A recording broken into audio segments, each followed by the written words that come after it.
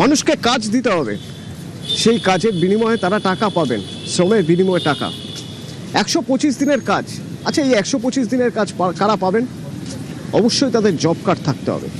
আচ্ছা, এই জব কার্ডগুলো সবার সঠিক তো, ভুয়ো না তো?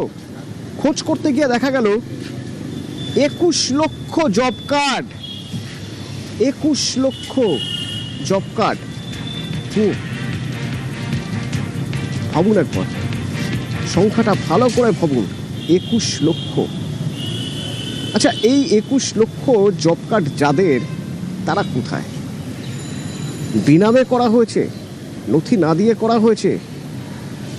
সোমরাজ আছে আমার সঙ্গে সরাসরি। সোমরাজ, রিপোর্টে কি উঠে আসছে, মানে খোঁজ নিতে গিয়ে কি জানা যাচ্ছে? দেখো, অত্যন্ত গুরুত্বপূর্ণ এই তথ্য পঞ্চায়েত ও গ্রাম উন্নয়ন দপ্তর পেয়েছে এবং যা ইতিমধ্যেই রাজ্য প্রশাসনের শীর্ষ স্তরেও জানানো হয়েছে। যেটা সূত্র মারফত জানা যাচ্ছে, এই যে জব কার্ড হোল্ডার, অর্থাৎ তুমি জানো যে ব্লকে ব্লকে 100 দিনের কাজ হতো, যা গত 1 জুলাই থেকে 125 দিনের কাজ হয়েছে। এই 100 দিনের কাজ কারা করতে পারতেন? যাদের কাছে জব কার্ড থাকতো। রাজ্য জুড়ে 2,56,00,000 জব কার্ড হোল্ডার রয়েছেন এবং সেই জব কার্ড হোল্ডাররা সঠিক, এখানে কেউ ভুয়ো আছে নাকি তা নিয়ে মুখ্যমন্ত্রী শুভেন্দু অধিকারী যাচাই করার নির্দেশ দিয়েছিলেন পঞ্চায়েত ও গ্রাম উন্নয়ন দপ্তরকে।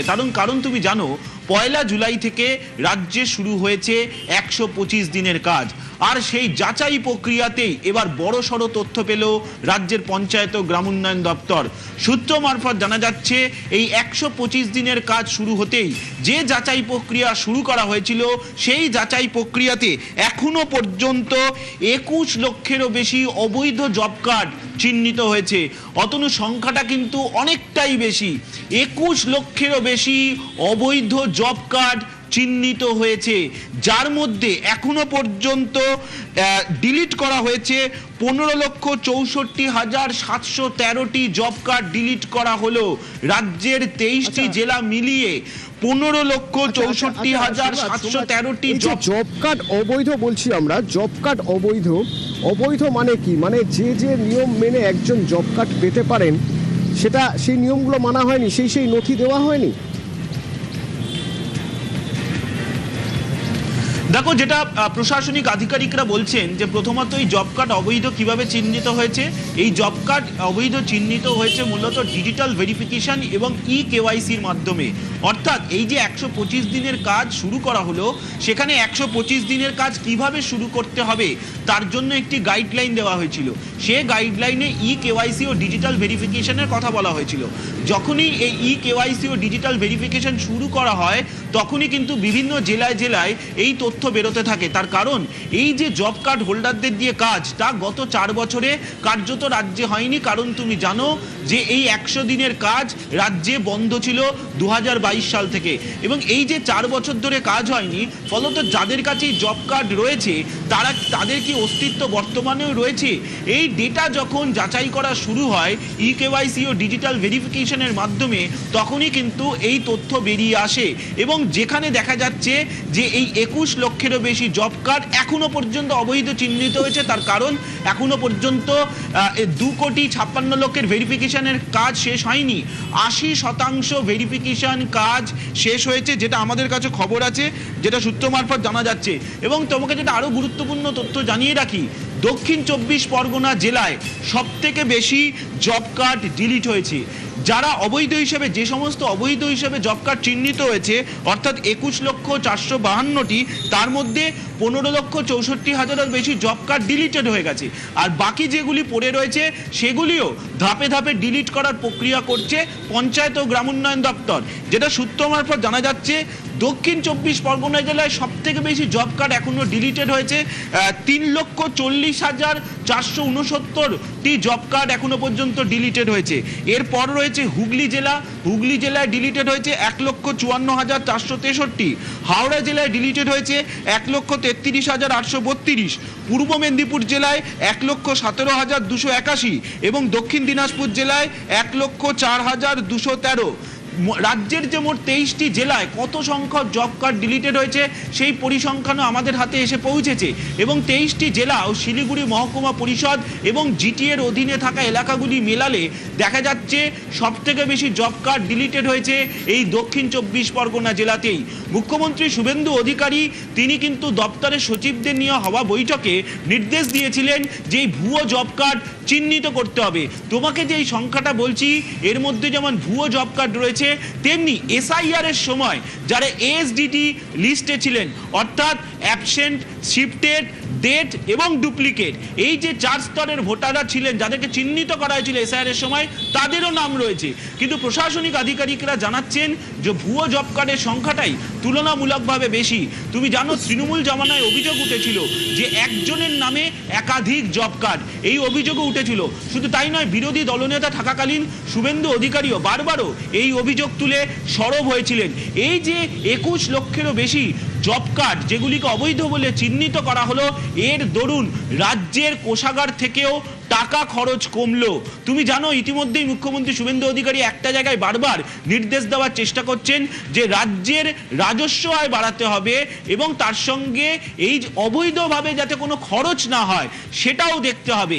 এবং অবশ্যই তুমি জানো এই যে 125 দিনের কাজ 1 জুলাই থেকে শুরু হয়েছে, সেখানে দক্ষ শ্রমিক, অদক্ষ শ্রমিক এবং যারা সেমি লেবার যাদেরকে বলা হয় 3 স্তরের শ্রমিকদের জন্য ইতিমধ্যেই মজুরি বাড়ানোর ঘোষণাও রাজ্য সরকারের তরফে করা হয়েছে। সেক্ষেত্রে 15 দিনের মধ্যে যদি টাকা না দেওয়া হয় যারা কাজ করবেন তাদের জন্য সুদও দিতে হবে। এই মতো অবস্থায় এই 21 লক্ষেরও বেশি অবৈধ জব কার্ড চিহ্নিত নিঃসন্দেহে রাজ্য প্রশাসনের কাছে একটা স্বস্তির খবর। তবে তোমাকে বলে রাখছি এখনো পর্যন্ত 80% এখানে আমার একটা প্রশ্ন থাকবে সোমরাজ, 21 লক্ষ অবৈধ জব কার্ড যে রয়েছে এবং এই 4 বছর আগে, এটা কারণ গত 4 বছর নতুন করে জব কার্ড হয়নি, এটা আমরা জানতেই পারতাম না যদি এই তদন্তটা না শুরু হতো। এবার এই যে 21 লক্ষ অবৈধ জব কার্ড, এই অবৈধ জব কার্ডের দায় কার? দায় নিঃসন্দেহে যারা জব কার্ড তৈরি করিয়েছে বা যারা এই জব কার্ড তৈরি করানোর সুপারভাইজ করেছে, তারা এই সিস্টেমের একটা পার্ট, তারা এই সিস্টেমে এখনো পর্যন্ত রয়েছে। যদি না তাদের চিহ্নিত করে তাদের বিরুদ্ধে ব্যবস্থা না নেওয়া যায়, তাহলে যে সিন্ডিকেট, যে চক্র এইভাবে অবৈধ জব কার্ডের ব্যবস্থা করে যাচ্ছে, তাদের রোখা যাবে না। সে নিয়ে কিছু কথা আছে, মানে একটু কোনো কথা হয়েছে কোনোভাবে প্রশাসনিক স্তরে?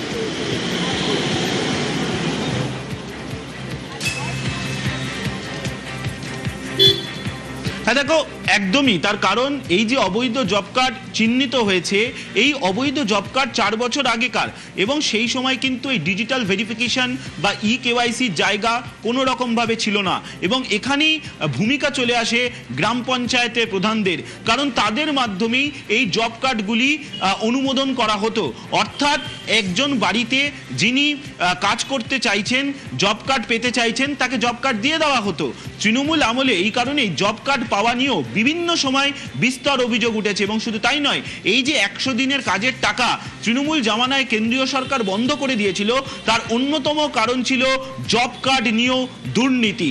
তুমি জানো যখন কেন্দ্রীয় সরকারের দল আসে এ রাজ্যে 100 দিনের কাজের টাকা নিয়ে মূলত তদন্ত করতে এবং খতিয়ে দেখতে, সেই সময়ে কিন্তু ভুয়ো জব কার্ডের প্রসঙ্গ উঠেছিল, যা নিয়েও বিরোধী দলনেতা থাকাকালীন শুভেন্দু অধিকারীও বারবার সরব হয়েছিলেন, তিনি নিজেও বিধানসভায় সরব হয়েছিলেন। আর এবার সেই 21 লক্ষ অবৈধ জব কার্ড এখনো পর্যন্ত চিহ্নিত হয়েছে, এই সংখ্যা কিন্তু বাড়বে। তার কারণ এখনো পর্যন্ত 80% জব কার্ডের ভেরিফিকেশন হয়েছে, এখনো পর্যন্ত 20% বাকি রয়েছে। আরে তো ওকে,